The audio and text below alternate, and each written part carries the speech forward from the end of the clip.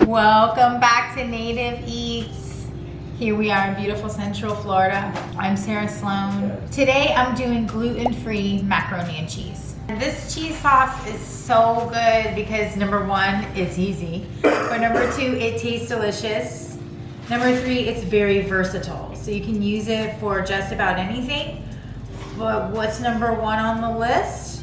Macaroni and cheese. And all you need to start off with, since we're always gluten-free, it is a gluten-free cheese sauce. Get your oven cranked to medium high, somewhat.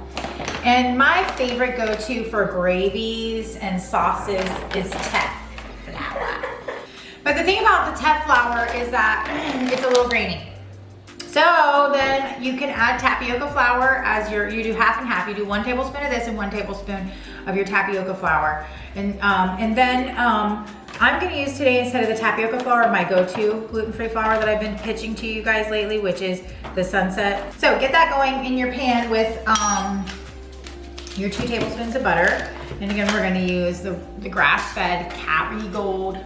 2 tablespoons of your really good butter. And then you're gonna put a tablespoon each of your flour. You're making a roux, a gluten-free roux. And so use your gravy whisk to whisk this around. Go ahead and add your seasonings now while it's frying in the butter, because it'll just like infuse everything so much nicer. I'm just adding like, a couple pinches of salt, and if you like pepper in it, you don't even have to do this. This is like optional. Personally, I like seasoning. Just come in and look at that real quick. Yeah. Right? Okay, good. And you're gonna start slowly going in now with your 1 cup of milk. Now you're gonna slowly add in,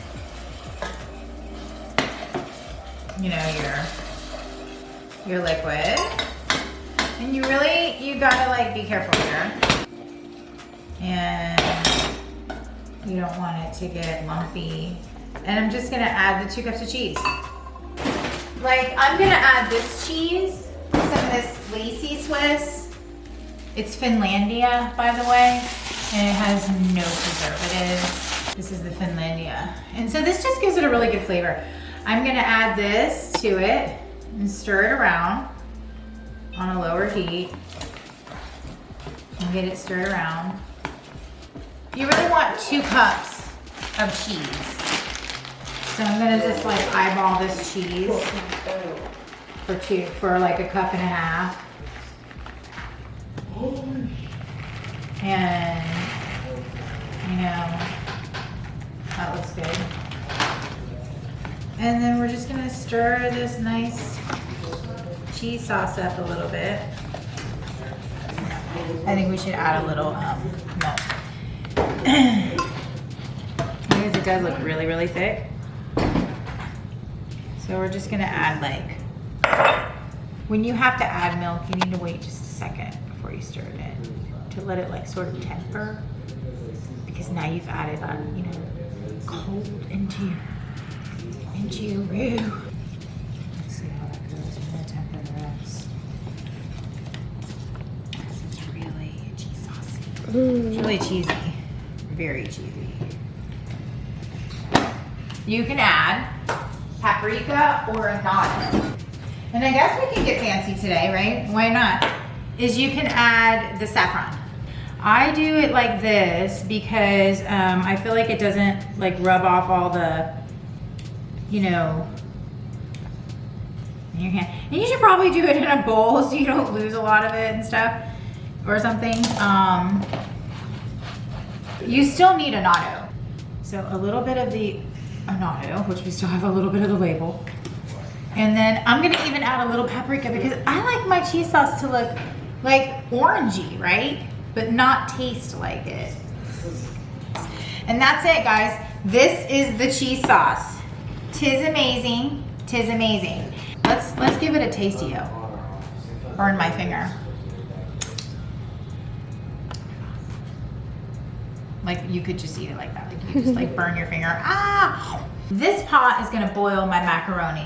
This is the macaroni that I like to use. And then I have this pot that I'm gonna put all of it together. When you're getting macaroni, it is so important when you're buying gluten-free macaroni to be careful which brand you buy. This is my go-to for macaroni and cheese, particularly this particular pasta in this shape. The elbows, but the Jovial brand. So get your water to a boil. Make sure that you add, did I add salt? I don't think I did. Make sure that you add Himalayan pink salt or whatever really good salt you have. This salt I keep around. Obviously it's in a giant mega jar. Water is about to a boil. And we'll just put in our macaroni. And one box into the bubbly bath. Bang, 10 minutes. It says a really big boom. So I don't know if I agree with 10 minutes in gluten-free cooking, gluten-free pasta. You have to be careful what they tell you on the package because sometimes they set you up for gushy failure, mushy failure. Check the pasta in 7 minutes. I'm gonna test the pasta in 7 minutes and see if it's ready. So it needs about 1 minute, roughly. So it's been another minute. I think it's been about 8 minutes that we've been boiling this beautiful pasta. Go ahead and pour the pasta, grab your Dutch oven, put it back on the burner, strain your pasta, go right into your bowl with the pasta, and then take that beautiful cheese sauce that you made from our beautiful cheese sauce, and you're gonna just like pour it right in. It is so simple. Macaroni cheese, but it's actually way better for you, way healthier. Let me turn this down, it's really hot. And this made about 2 cups. So I'm gonna start off with 1 cup and take my wooden spoon and stir it up. I don't know if you can see that. Look at, can you just see that? Let's fix a little bowl. Jeez. So let's fix a little bowl. It's so stretchy. Yeah. Like little dish for you little tasters out there, you hors d'oeuvres. Just so you can see this gorgeous macaroni and cheese. I mean, it's healthy at this point. You've got in this case, you started off with raw milk. You used grass-fed butter. You're using gluten-free pasta. So why is macaroni and cheese bad for you anymore? Right? Okay. A little bit of a crinkle with we're gonna add our canned chili.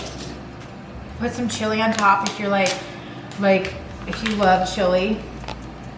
And just take this chili and quickly warm it, and then you can have a chili mac.